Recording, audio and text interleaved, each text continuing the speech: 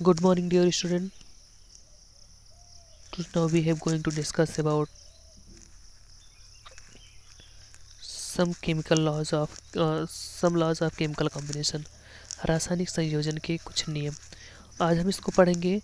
Last की class में आपने पढ़ा था, बेसिक कॉन्सेप्ट मतलब स्टार्ट करा था हमने, बताया भी था आप लोगों को।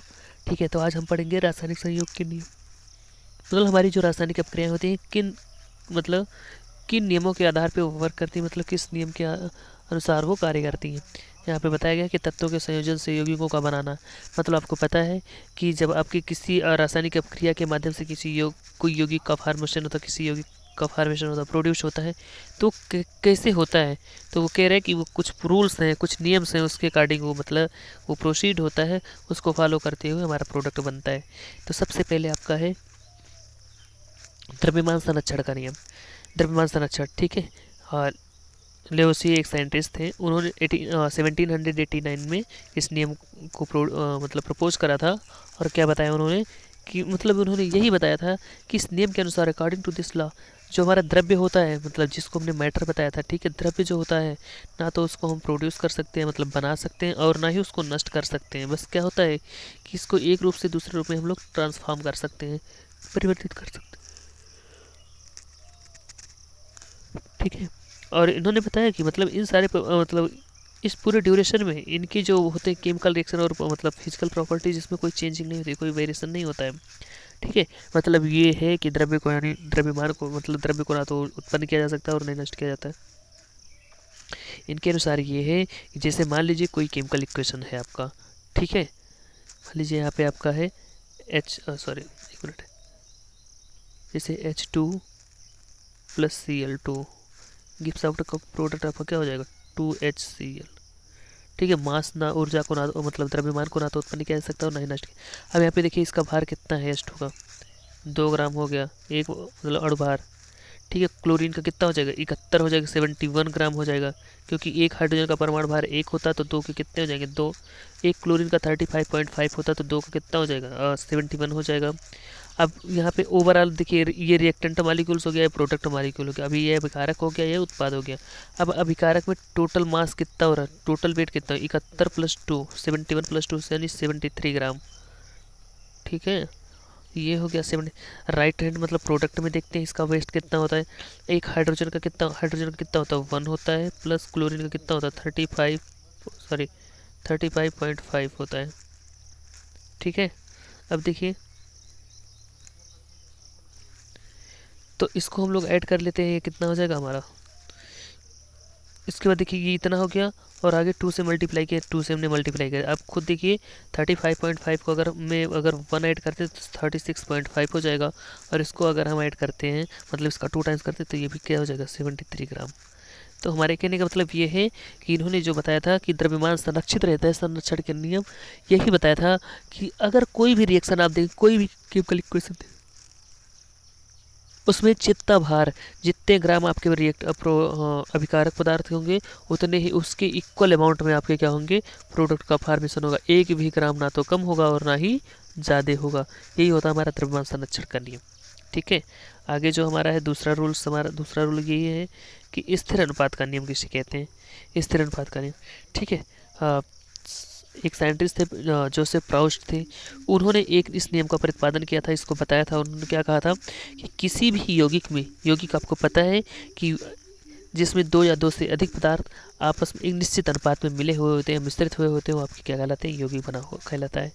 ठीक है, किसी यौगिक में तत्वों के द्रव्यमानों का अनुपात जो होता है वो सदैव नियत रहता है या स्थिर रहता है। ठीक है, ये कैसे होगा, ध्यान से देखिएगा।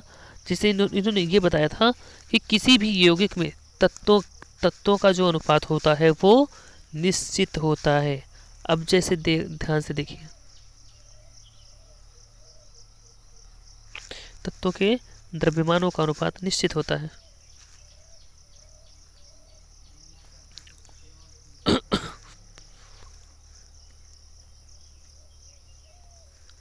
जिसे इन्होंने बताया था, देखिए यहाँ पे लिखा भी है।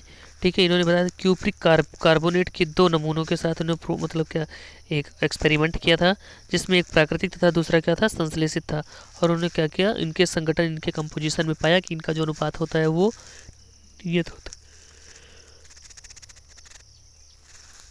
देखिए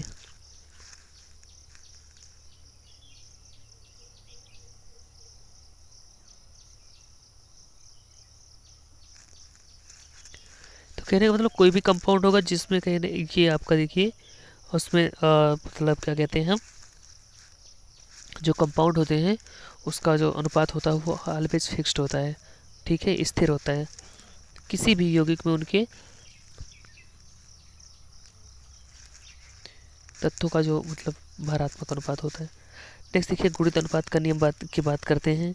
गुणित इसको डाल्टन ने 1803 ईस्वी में दिया था, प्रोड्यूस किया था, और उन्होंने क्या बताया था कि यदि दो तत्व संयोजित होकर के एक से अधिक यौगिक बनाते हैं, ध्यान से सुनिएगा, यदि दो तत्व मतलब अलग अलग दो तत्व आपस में मिलते हैं, कंबाइन होते हैं और एक से अधिक यौगिक बनाते हैं, तो एक तत्व के साथ दूसरे तत्व के संयुक्त होने वाले द्रव्यमान छोटे पूर्णांकों के अनुपात में होते हैं, ठीक है।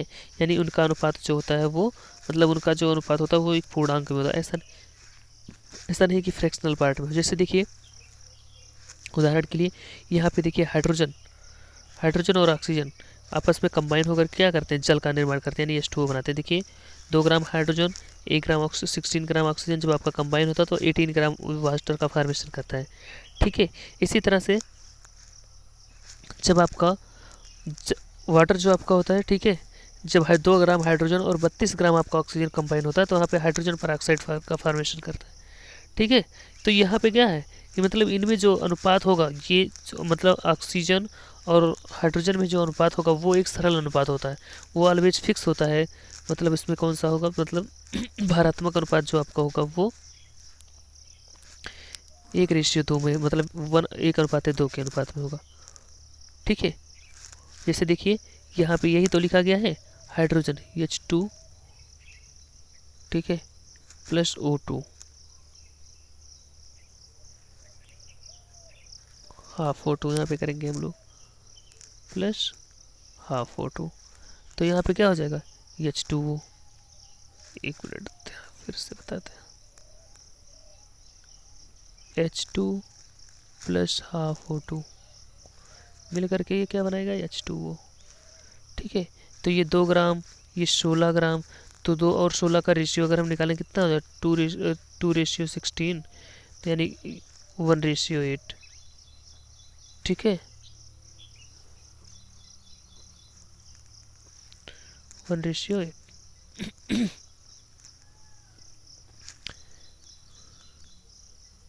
अब देखिए इसी तरह से हाइड्रोजन पेरोक्साइड की अगर हम बात करते हैं तो जब मतलब हाइड्रोजन के 2 परमाणु ऑक्सीजन के 2 परमाणु आपस में कंबाइन होते हैं तो क्या होते हैं H2O2 बनाते हैं, ठीक है। उसके बाद क्या करता है, यहाँ पे जो आपका रेशियो मिलता है यानी जो अनुपात बनाता है,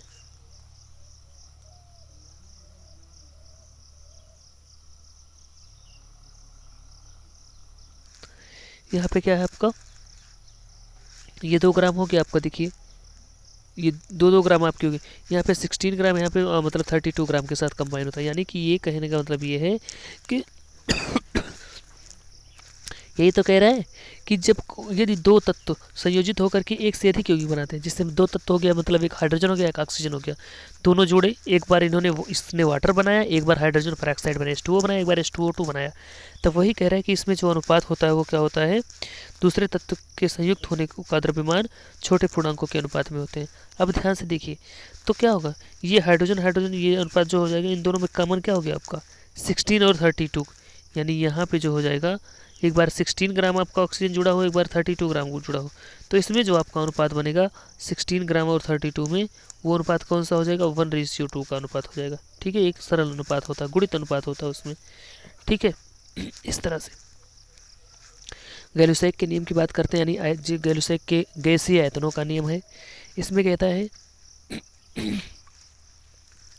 चलिए ठीक है बेटा, आज मतलब यही 2 नियम हम लोग पढ़ते हैं, स्थिर अनुपात का नियम और द्रव्यमान संरक्षण का नियम और गुणित अनुपात का नियम, ठीक है। आगे जो 2 बच्चे हो नेक्स्ट क्लास बता देंगे आपको।